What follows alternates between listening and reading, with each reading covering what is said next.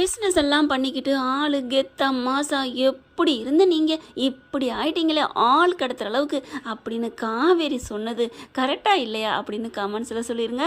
வேற லெவலில் தானங்க உண்மையிலே. அப்போ மைண்ட் வாய்ஸ் என்னன்னு இருக்கும் விஜய்க்கு? எல்லாமே உன்னால தாண்டி என் செல்லம், உனக்காகத்தான் நான் இந்த மாதிரி ராமன் வனவாசம் போன மாதிரி உனக்காகத்தான் எல்லாத்தையும் விட்டுட்டு வந்திருக்கேன். அது காதல், அந்த காதலும் எப்படி மாற்றுது பார்த்தீங்களா எல்லாத்தையும் அப்படின்னு கரெக்டான கமெண்ட்ஸில் சொல்லிடுங்க ஃப்ரெண்ட். என்னென்ன இனிய உறவுகளை கொடைக்கானல் போயிட்டு இருக்காங்க இல்லையா, பஸ்ஸில் போகிறாங்க. போகையிலே பார்த்தீங்கன்னா காவேரி முன்னாடி போய் விண்டோ சீட்டு தான் வேணும்னு போய் உட்காந்துக்கிறாங்க. அதுக்கப்புறம் பார்த்தீங்கன்னா சாரதா பார்க்குறாங்களா, எனக்கு ஒரு மாதிரியா இருக்குது, சோடா வாங்கிட்டு வாங்கன்னு சொல்லிடுறாங்க. விஜய் பார்க்குறாரு, ஐயோ நடுவில் உங்கள் அம்மா உட்காந்துட்டா என்ன பண்ணுறதுன்னு சொல்லி தவிச்சிட்டு இருக்கேல, வாங்கிட்டு வாங்க தம்பி, இதை வாங்கிட்டு வரேன்னு போய் வாங்கிட்டு வராங்க. அதுக்குள்ளே சாரதா போய் உட்காந்துருது. இங்கே விஜய் பார்க்குறாங்க, ஏய் நான் சொன்ன மாதிரியே உங்கள் ஆத்தா நடுவில் உட்காந்துருச்சே, இப்போ நான் என்ன பண்ணுவேன் அப்படின்னு தவிக்கிறாரு. என்ன பண்ணுறதுப்பா, நான் என்ன ஒன்றும் பண்ண முடியாதே அப்படின்னு காவேரி சொல்ல, எல்லாம் உன் திமுருடி, உனக்கு இரு நான் வச்சுக்கிறேன் அப்படிங்கல.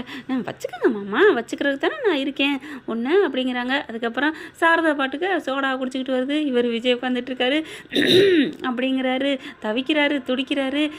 எப்பத்த தூங்குவீங்க, தூங்குங்கத்த, ஐயோ அப்படின்னு தவிக்கிறாரு. அதுக்கப்புறம் மெல்ல கையை போடுறாரா, கையை போட்டு காவேரி அப்படியே தோள்பட்டையை தொடுறாங்க. தொட்டோன்னு அப்படி திரும்புகிறாங்களா காவேரி. காவேரி திரும்பணுன்னு, என்னடி பக்கத்தில் உட்காரவங்க உங்கள் அம்மா உட்காந்துருச்சு அப்படிங்கிறாங்க. போங்க அப்படின்னு சொல்லி கையை எடுத்து விட்றாங்களா. அடிப்பாவி, கை கூட போடக்கூடாதா, நான் பாவம் இல்லைன்னு எத்தனை மணி நேரம் இருக்குது, அப்படி மாமா பாவண்டி அப்படி நினைடி அப்படிங்கிறாங்க. போங்க அப்படின்னு சொல்லிட்டு நல்ல விண்டோஸ் அங்கிட்டு திரும்பிக்கிட்டு பார்க்குறாங்களா. இங்கே சாரதா என்ன பண்ணுறாங்க, சோடாவை கடிச்சு முடிச்சிடுறாங்க. தம்பி உங்களுக்கு கொஞ்சம் வேணுமான்னு கேட்குறாங்க. ஆனால் ஒரு வேணாத்து நீங்கள் குடிங்கத்து, நீங்கள் குடிங்க, நான் சாப்பிட்றத நான் சாப்பிட்டுக்கிறேன், நீங்கள் குடிக்க வேண்டியது நீங்கள் குடிங்க அப்படின்னு காவேரி பார்க்குறாரு. சாரதா குடிச்சு முடிச்சுட்டு அப்புறம் தூக்கி போட்டுட்டு அப்படி கதை பேச ஆரம்பிக்குது. தம்பி அப்படி இப்படின்னு சொல்லிக்கிட்டே பேச, ஆமத்த அப்படின்னு சொல்லிட்டு, ஐயோ நிலைமை புரியாமல் நடுவில் நந்தி மாதிரி உட்காந்துட்டு என் பொண்டாட்டி என்னையும் பிரிச்சிருச்சே, சேர்த்து வைக்கிறேன்னு சொல்லிட்டு பாலம் ஆக்கிருச்சே அப்படிங்கிற காவேரி சிரிக்கிறாங்க. அதுக்கப்புறம் சரி தம்பி எனக்கு தூக்கம் வருது தூங்குறேன் அப்படின்னு சொல்லிட்டு சீட்டில் சாஞ்சிட்டு தூங்குறாங்களா. கையை விறங்கிட்டு பின்னாடி இப்படி போட போகிறாங்க, சாஞ்சிடுறாங்க. ஐயோ கையை எடுக்க முடியலையே அப்படிங்கல. ஐயோ என்ன மாமா அப்படிங்கிறாங்க. ஏய் உங்கள் அம்மா கையை சாச்சிருச்சுடி, அதுக்குள்ளே உங்கள் அம்மா தூங்கிருச்சு அப்படிங்கிறாங்க. தெரியலங்க, தூங்குனா தெரியாமல் போகலாம், தூங்காமல் தானே இருக்குது, என் கை இருக்குது தெரியல, என் கையை எடுத்து விட்றி கையில் சாஞ்சிருச்சே. ஏங்க அம்மாங்கிறீங்க, ஒரு சாஞ்சதை கூட தாங்க முடியாதா? ஓ நீங்கள் அப்படி சொல்கிறீங்களா, சரி ஓகே அப்படின்னு சொல்லிட்டு பேசாமல் இருக்காரு. இங்கே சாரதா அப்படியே அவங்க கையில் படுத்த வாக்கில் தூங்குறாங்க. அப்படியே சரி இப்போ நான் ஏன் கையை எடுக்கணும், என் கையால் என் பொண்டாட்டி தொட்டுக்கிட்டே வருவேன் அப்படின்னு அப்படியே தலையை தடவி கொடுக்குறாங்களா. காவேரி இந்த சைடு திரும்பிக்கிறாங்களா. பாவமாக இருக்கே, இப்போ என்ன பண்ணுறது ச்சே அப்படின்னு சொல்லிட்டு காவேரி ஒரு பிளானை போடுறாங்க. ஏதோ நம்ம பொண்டாட்டி பிளானை போடுறா, நம்ம மேலே இறக்கப்பட்டா, போடு பிளானை போடு, நல்ல பிளானை போடு, எப்படியோ நான் உன் மார்பில் சாஞ்சிக்கிட்டு வரணும் அப்படிங்கிறாங்களா. காவேரி முறைக்கிறாங்க. ஏண்டி இதெல்லாம் ஒன்று சகஜண்டி, இதெல்லாம் மடியில் சாஞ்சிட்டு வரணும்னு சொல்லியிருக்கணுமா அப்படிங்கிற மாதிரி அப்படியே பார்க்குறாங்க. மைண்டு வாய்ஸ் கூட கரெக்டாக கவனிக்கிறாளே, அந்தளவுக்கு நம்ம மேலே காதல் வச்சுருக்கேன் அப்படின்னு விஜய் நினைக்கிறாங்க. பார்க்குறாங்க. சாரதாத்தை எப்பத்த நீங்கள் எங்கிட்டு வருவீங்க, விடிய எனக்கு மொழிப்பு தானா, சிவராத்திரி தானா அப்படின்னு நினச்சிட்டே இருக்காரு. காவேரி அப்படி கையை நோண்டுறதும் இவங்க தட்டி விடுறதும் இந்த சில்மிசத்தை உணர்ந்துடுறாங்க சாரதா. பாவம்ல நம்ம இப்படி நடுவில் உட்காந்துட்டோம், நமக்கு கொஞ்சம் கூட புத்தியே இல்லையே அப்படின்ட்டு என்ன பண்ணுறாங்க, டக்குன்னு கண்ணை முழிச்சிட்டு தம்பி அப்படிங்கிறாங்க.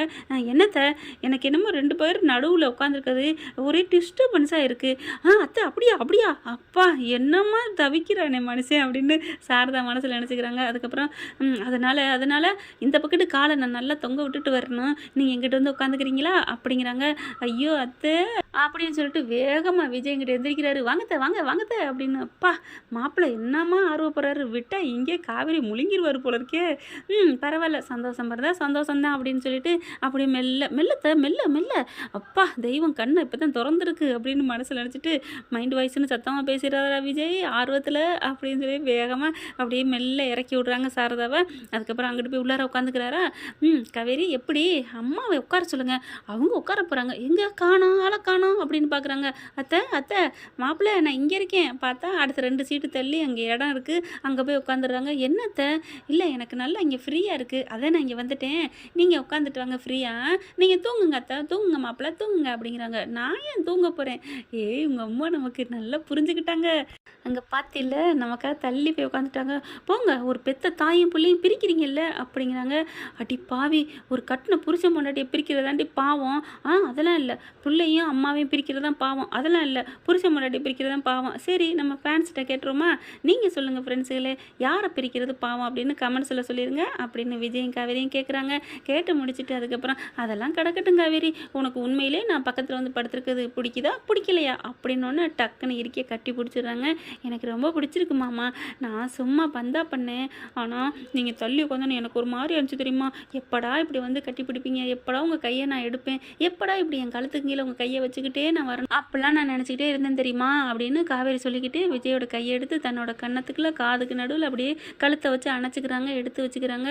ஐயையோ காவேரி, ஆனாலும் நீ ரொம்ப ஓவரடி அப்படிங்கிறாங்க. என்ன மாமா அடி கள்ளி, நீ இவ்வளோ ஆசையை வச்சுட்டு எவ்வளோ தள்ளி தள்ளி தள்ளி சொல்லிட்டு என்னை திட்டினில்ல அப்படிங்கிறாங்க. அது அப்படித்தான் அப்படிங்கிறாங்க. அதுக்கப்புறம் படக்குன்னு இதுக்கெலாம் தண்டனை உண்டு. என்ன தண்டனை? பஸ்ஸுன்னு பார்க்க மாட்டேன் கீஸ் அடிச்சிருவேன் அப்படிங்கிறாங்க. போங்க அப்படின்னு சொல்லிட்டு திரும்ப போகிறாங்க. அதெல்லாம் முடியாது அப்படின்னு சொல்லிட்டு அதுக்கப்புறம் அவங்க வேலையை பார்க்குறாங்களே. அப்புறம் காவேரி எனக்கு ஒரு மாதிரியா முதுகு வலிக்குது, படுத்துக்கிட்டுமா அப்படிங்கிறாங்க. படுத்துக்குங்க மாமா அப்படின்னு சொன்னோன்னே டக்குன்னு படுத்துக்கிறாங்க. காவேரி பார்க்குறாங்க. காவேரி மட்டும்தான் தெரியுது, விஜய் காணோம். சாரதா பார்க்குறாங்க. ஓ தம்பி ஒரு வேளை படுத்துக்கிட்டு வருதோ, படுத்துக்கிட்டு வரட்டும், படுக்கட்டும், எப்படியோ நம்ம பிள்ளைங்க நல்லா இருந்தால் சந்தோஷம் அப்படின்னு சாரதா ரொம்ப ஹாப்பியாகிறாங்க. ஒரு வழியாக கொடைக்கானலுக்கு பஸ்லேருந்து இறங்கி முடிச்சிடுறாங்க.